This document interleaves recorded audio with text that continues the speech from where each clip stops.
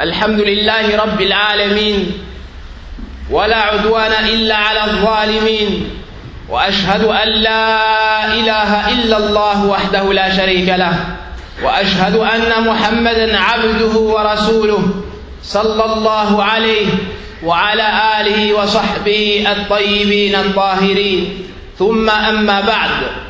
Chers frères, Allah subhanahu wa ta'ala nous a comblé de nombreux bienfaits. Et parmi les meilleurs de ces bienfaits, le bienfait de la fraternité, qu'il a fait de nous des frères en islam. Et Allah subhanahu wa ta'ala nous rappelle ce bienfait dans de nombreux versets. Il dit à cet effet: ô vous qui avez cru, craignez Allah d'une véritable crainte et accrochez-vous.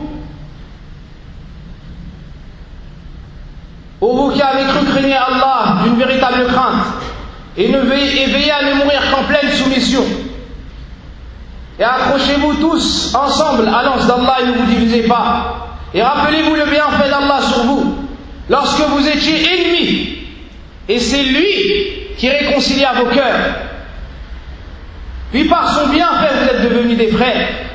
Alors que vous étiez au bord d'un abîme de feu, c'est lui qui vous en a sauvés. Ainsi Allah vous montre ses signes afin que vous soyez bien guidés. Dans ces versets, Allah subhanahu wa ta'ala nous appelle, nous les croyants, ô vous qui avez cru. Car le croyant est celui qui, lorsqu'il entend les ordres d'Allah, s'y soumet. Car le croyant est celui qui, lorsqu'il entend une interdiction émanant d'Allah, s'en éloigne. Et si l'ordre qui nous est parvenu de la part de notre Seigneur subhanahu wa ta'ala est l'ordre de le craindre, de la piété, c'est-à-dire que tu mettes un rempart entre toi et le châtiment d'Allah subhanahu wa ta'ala en lui obéissant et en t'éloignant de sa désobéissance. Ibn Mas'ud radiallahu anhu nous explique cela nous disant que tu lui obéisses sans lui désobéir et que tu te rappelles de lui sans jamais l'oublier et que tu te montres reconnaissant vers lui et jamais ingrat. Ensuite Allah nous cita ce qui allait nous aider, ce qui va nous aider à réaliser la piété, à le craindre véritablement. Il nous ordonne donc après cela de nous accrocher tous ensemble à l'anse d'Allah, c'est-à-dire au Coran, de nous réunir sur l'islam, de nous réunir tous ensemble sur le chemin sur lequel était le prophète sallallahu alayhi wa sallam. Et il nous a interdit de nous diviser. Il nous a ordonné l'union. Mais sur quelle chose? L'union autour de la ilaha illallah, Muhammadur Rasulullah sallallahu alayhi wa sallam. Ensuite, Allah nous rappelle un bienfait et nous ordonne de nous le rappeler entre nous. Et rappelez-vous le bienfait d'Allah sur vous lorsque vous étiez ennemis. Vous vous combattez, c'est-à-dire vous vous combattiez les uns les autres. Il y avait avant la venue du prophète sallallahu alayhi wa sallam des combats entre les différentes tribus chez les Arabes incessants. Et ils se détestaient les uns les autres. Et pour un ou pour un autre, ils se déclaraient la guerre. Il n'y avait pas la sécurité. Pourtant, ils avaient tous la même langue. Ils avaient les mêmes ancêtres. Et ils vivaient dans la même région. Ensuite, Allah subhanahu wa ta'ala nous dit: et c'est lui qui réconcilia vos cœurs, et vous êtes devenus par son bienfait des frères. Cela s'est passé après l'envoi du prophète sallallahu alayhi wa sallam. Lorsque le messager d'Allah est venu appeler les gens à purifier leur cœur de l'adoration de tout autre qu'Allah, à unifier Allah d'un culte sincère, lorsqu'il leur a ordonné de mécroire aux fausses divinités, lorsqu'ils lui ont obéi, alors là ils sont devenus des frères. Ils se sont aimés les uns les autres, se sont réunis autour du Coran et autour de la Sunna du prophète sallallahu alayhi wa sallam. Donc ici Allah nous enseigne que la fraternité, le fait qu'on soit tous des frères, est un bienfait énorme. Ce n'est pas une chose à négliger, mais on doit donner à ce bienfait la plus grande attention et importance, car Allah subhanahu wa ta'ala l'a cité dans son livre qui est le meilleur des livres qui a été révélé. Cela nous montre l'importance de la fraternité. Et la fraternité découle de la foi. Toute personne musulmane est ton frère dans l'islam. Tu te dois donc de lui donner ses droits et lui de s'acquitter de ses devoirs. Allah nous dit dans son livre, les croyants sont tous des frères.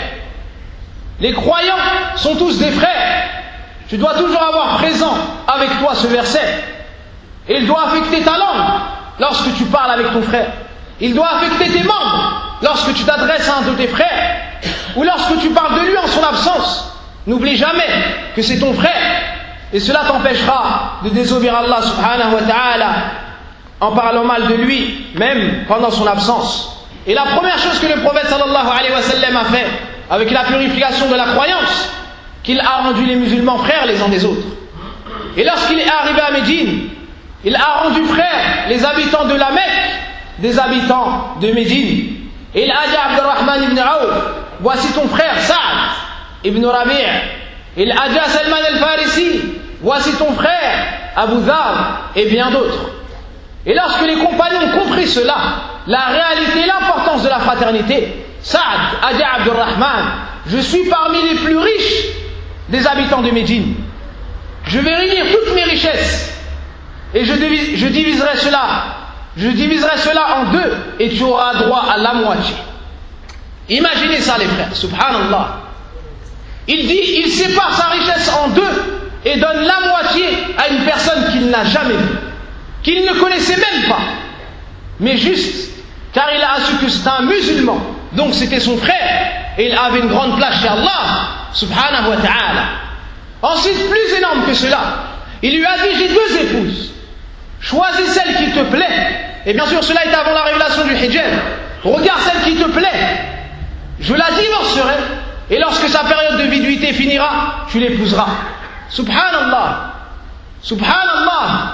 Voici comment les compagnons ont compris la fraternité dans notre religion. Et toi, ya Abdallah, on t'a pas demandé de divorcer ton épouse pour la donner à ton frère. On t'a juste demandé de lui donner ses droits, de protéger ta langue, de protéger tes mains, de protéger tes membres de toute nuisance envers tes frères.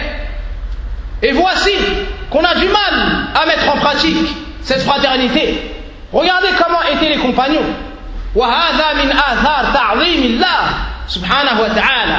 Celui qui donne la plus grande considération à Allah subhanahu wa ta'ala donnera de la considération envers ses frères, car cela est l'ordre d'Allah.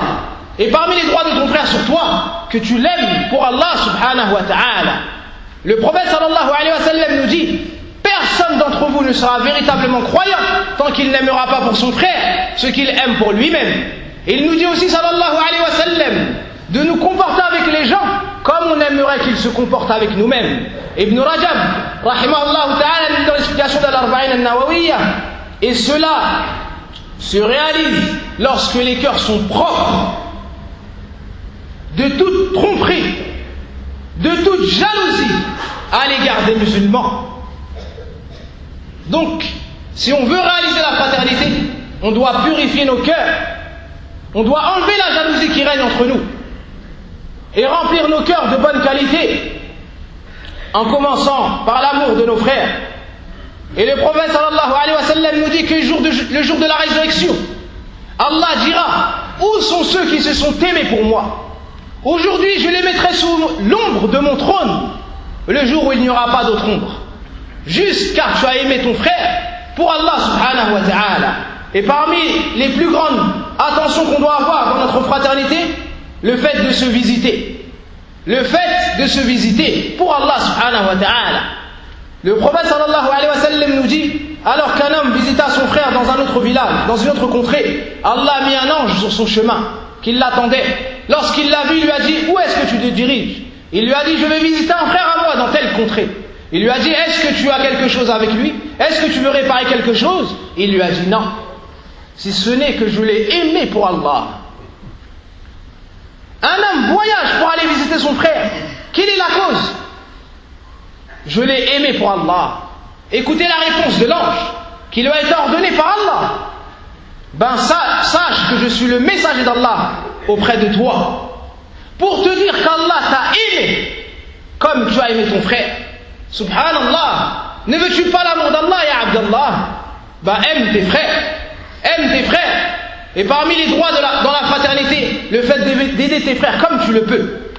Le prophète sallallahu alayhi wa sallam nous dit, celui qui peut aider son frère, qu'il le fasse. Celui qui peut être profitable pour les musulmans, qu'il le fasse. Man istata'a an yanfa'a akhahu falyaf'al. Falyaf'al. C'est comme cela qu'on doit être entre nous les frères. Et c'est pas normal de trouver dans une mosquée les gens divisés. Et c'est pas normal de trouver dans une mosquée des gens qui disent, lui, c'est un arabe comme moi, alors il fera cela, il aura tel poste. Ou d'autres dire, lui, c'est un africain ou c'est un noir comme moi, alors il aura tel poste. Est-ce que c'est cela que nous a enseigné le prophète sallallahu alayhi wa sallam? Kalla wa rabbil Kaaba, innama al-mu'minuna ikhwa. Innama al-mu'minuna ikhwa. Ayna antum min kitabillah? Où êtes-vous devant les ordres d'Allah subhanahu wa ta'ala, ya ummata Muhammad sallallahu alayhi wa sallam? Comment peux-tu trouver du racisme dans le cœur de quelqu'un qui a aimé Allah et son messager sallallahu alayhi wa sallam? C'est parmi les choses qui font couler les larmes et qui font mal au cœur de trouver dans une mosquée des gens se diviser à cause d'une couleur, à cause d'une langue, à cause des castes.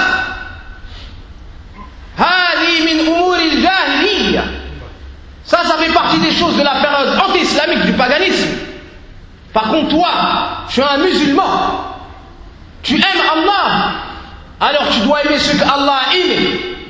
Wa inna Allah la yanzuru ila suwarikum wala ila ajsamikum walakin yanzuru ila qulubikum wa a'malikum.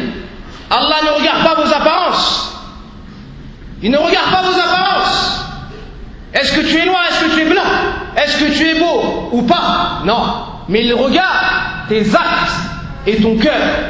Donc c'est comme cela que tu dois aimer les gens. Si la personne est musulmane, tu dois l'aimer. Et plus elle est pieuse, plus tu l'aimes. Sans regarder sa couleur, sans regarder sa langue. Et c'est Allah qu'on demande de purifier nos cœurs. Et c'est Allah subhanahu wa ta'ala qu'on demande de réconcilier entre les rangs des musulmans. Et cette réconciliation ne pourra pas avoir lieu, sauf si on met en pratique Al-Qur'an. Et on suit la sunna sur laquelle était le prophète sallallahu alayhi wa sallam. Allahumma salli ala Muhammadin wa ala ali Muhammad kama sallaita ala Ibrahim wa ala ali Ibrahim innaka hamidun majid. Allahumma barik ala Muhammadin wa ala ali Muhammad kama barakta ala Ibrahim wa ala ali Ibrahim innaka hamidun majid. اللهم أعز الإسلام والمسلمين اللهم أعز الإسلام والمسلمين وأذل الشرك والمشركين وأذل الشرك والمشركين اللهم ألف بين قلوبنا اللهم ألف بين قلوبنا والحمد لله رب العالمين.